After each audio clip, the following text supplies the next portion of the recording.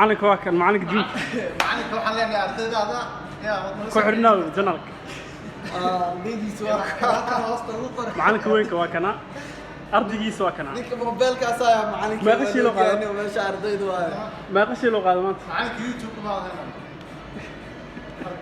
ya markuu imanaya 10 shil xas ma dhaafsi jir maanta laakiin intaas oo qaada waxa intaas